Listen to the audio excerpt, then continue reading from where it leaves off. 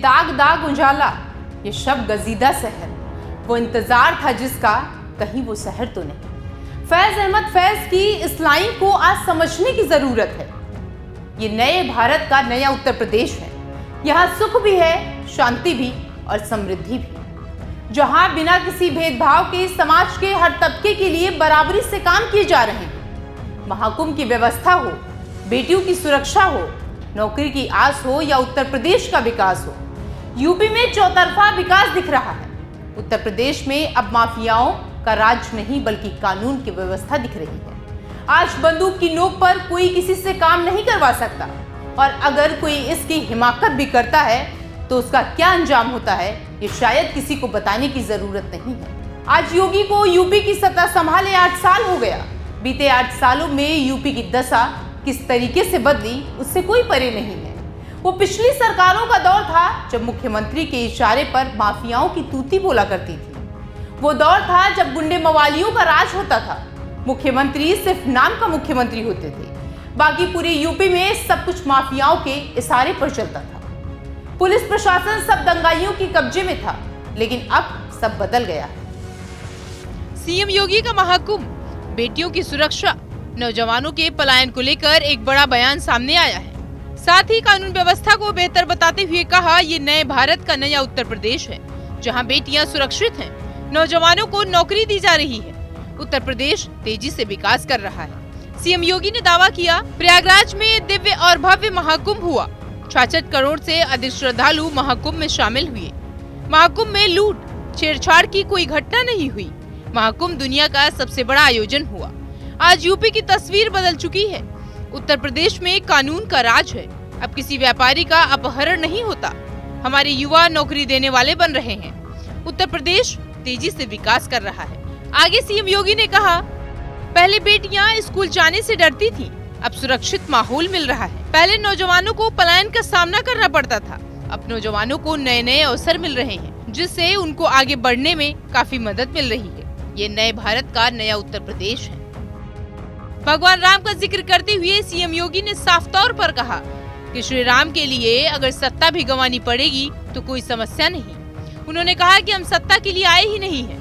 3 पीढ़ियां राम मंदिर आंदोलन के लिए समर्पित हैं। राष्ट्रीय एकता के महत्व पर जोर देते हुए सीएम योगी आदित्यनाथ ने कहा, भारत तभी विकसित हो सकता है जब उसके लोग एकजुट हों।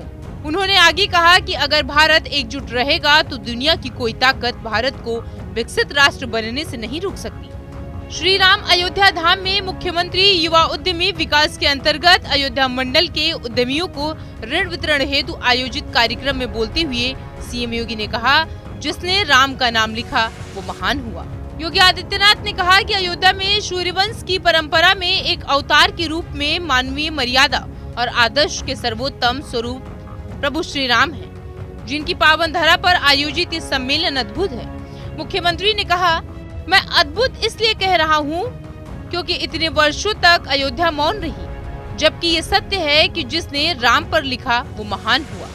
उन्होंने कहा कि महर्षि नारद ने महर्षि वाल्मीकि को प्रेरणा दी कि इस धरती पर लिखने के लिए कोई महामानव है तो वो केवल राम है। राम पर लिखोगे तो लेखनी धन्य हो जाएगी। योगी ने साफ तौर पर कहा कि श्री राम मंदिर के लिए सत्ता भी गंवानी पड़ेगी तो कोई समस्या नहीं है। उन्होंने कहा कि हम सत्ता के लिए आए ही नहीं हैं। 3 पीढ़ियां राम मंदिर आंदोलन के लिए समर्पित रहेंगी। मुख्यमंत्री ने कहा कि व्यवहारिक संस्कृति पर दुनिया का पहला महाकाव्य रामायण बना, जो साहित्य पर आधार भूमि है, तथा आप वैदिक शक्ति से व्यवहारिक संस्कृति में आ गए। उन्होंने कहा, व्यवहारिक संस्कृति से कैसे अपनी लेखनी को धन्य करना है, ये सीखना है तो महर्षि वाल्मीकि से शरण में जाएं, जिन्होंने राम को आधार बनाकर महाकाव्य की रचना रच डाली। उससे पहले उस प्रकार का महाकाव्य किसी ने नहीं रचा। योगी का कहना है कि मर्यादा पुरुषोत्तम राम उनकी आत्मा बने, अयोध्या उनका आधार बनी तो साहित्य की एक नई विधा का सृजन हुआ। मुख्यमंत्री ने कहा, युवा उद्यमियों को आगे बढ़ाने के लिए मुख्यमंत्री युवा उद्यमी विकास अभियान एक बेहतरीन स्कीम है।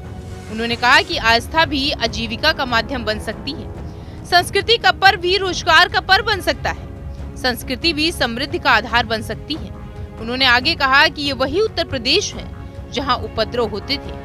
आज उस प्रदेश में उपद्रव नहीं होते बल्कि उत्सव मनाए जाते हैं। और वाकई में जो यूपी का युवा पहले अपनी पहचान छुपाता था, आज वही अपना उद्यम स्थापित कर रहा है। ये वही उत्तर प्रदेश है जहां पहले उद्यम नहीं लगते थे, आज नए नए उद्यम भी लग रहे हैं और हमारा युवा भी अपना उद्यम लगाने के लिए तैयार हो रहा है। शायद यही वजह है कि यूपी अब सचमुच में बदल रहा है। जिसकी कल्पना यूपी के लोग करते थे, वो आज सपना साकार हो रहा है।